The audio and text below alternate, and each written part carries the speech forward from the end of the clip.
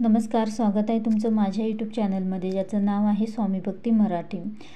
हिंदू धर्मामध्ये अनेक प्रकारच्या व्रतवैकल्यांचा समावेश आहे आणि पतीच्या दीर्घायुष्यासाठी चांगला जोडीदार मिळावा यासाठी काही व्रते देखील केली जाते। त्यापैकीच एक असलेले व्रत म्हणजेच हरतालिका। तर हिंदू पंचांगानुसार दरवर्षी हे व्रत भाद्रपद महिन्यातील शुक्ल पक्षाच्या तृतीया तिथीला साजरे केले जाते आणि यंदा हे व्रत 6 सप्टेंबर 2024 वार शुक्रवार तर या दिवशी आलेले आहे। तर हे व्रत कोणी करावे, उपवास कसा करावा, मासिक धर्म असेल, गर्भवती असेल तर उपवास करावा का, हे व्रत करावे का, यासोबतच उपवासाला काय खावे, विधवा आणि गर्भवती स्त्रिया हे व्रत करू शकता का, त्यासोबतच या व्रताचे नियम काय, तर याबद्दलची संपूर्ण माहिती आपण या व्हिडिओमध्ये बघणार आहोत। तर व्हिडिओ स्किप न करता संपूर्ण बघा आणि जे कोणी नवीन असेल या चॅनलवरती तर सबस्क्राईब करा। तर हरतालिका हे व्रत सर्व व्रतांमध्ये पवित्र आणि सर्वश्रेष्ठ असे मानले जाते। तर हे व्रत कोणी करावे, तर बघा, हे व्रत स्त्रियांनी करावे। कुमारिका, सौभाग्यवती स्त्रिया आणि विधवा ही हे व्रत करू शकता। तर कुमारिका हे व्रत चांगला पती मिळावा, सुयोग्य पती मिळावा यासाठी करत असतात आणि सवाष्ण महिला हा मिळालेल्या पतीला दीर्घायुष्य लाभावं, घरामध्ये सुख शांती मिळावी यासाठी करत असतात। भगवान शंकर आणि माता पार्वतीची एकत्रित पूजा केली जाते। तसेच विधवा ही घरातील व्यक्तींसाठी त्यांच्या कल्याणासाठीही हे व्रत करू शकते, भगवान शंकरांच्या स्मरणार्थ हे व्रत करू शकते। तर जे पहिल्यांदाच म्हणजे पहिलाच वर्ष ज्यांचा या व्रताचा असेल तर त्यांनी संकल्प करायचा आहे की मी हे व्रत माझ्या श्वास असेपर्यंत हे व्रत करेल। तर बघा, तुम्हाला जर हे व्रत निघणार असेल तरच तुम्ही या व्रताला सुरुवात करावी, कारण हे व्रत एकदा सुरू केलं, एकदा धरलं तर ते आपल्याला सोडता येत नाही। त्यामुळे ज्यांना व्रत निघत असेल, उपवास निघत असेल तर त्यांनीच हे व्रत करावे।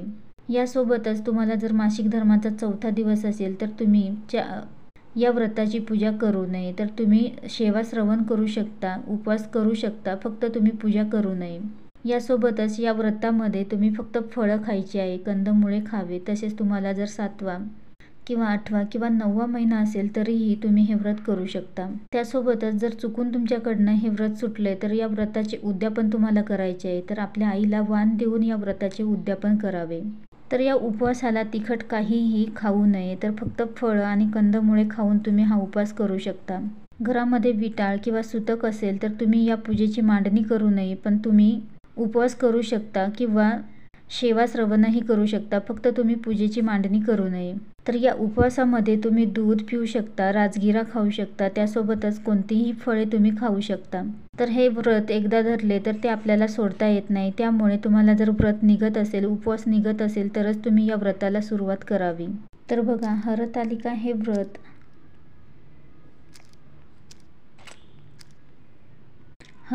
हे व्रत भाद्रपद महिन्यातील शुक्ल पक्षाच्या तृतीया तिथीला करावे।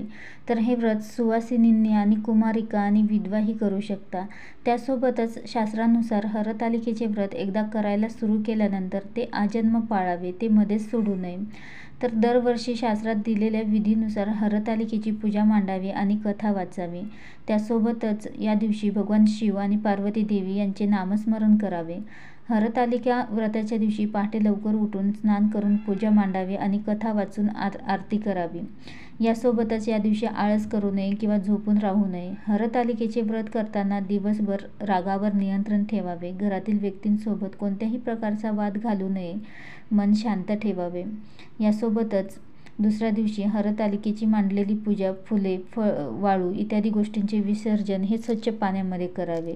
तर हे जे काही नियम आहेत, अगदी साधे आणि सोपे नियम आहेत, तर ते आपल्याला पाळूनच आपल्याला हरतालिकेचे व्रत हे करायचे आहे। तर अवश्य हे नियम पाळा आणि तुम्ही हरतालिकेची पूजा करा। व्हिडिओ आवडला असेल तर लाईक करा, कमेंट करा, शेअर करा आणि सबस्क्राईब करा। श्री स्वामी समर्थ।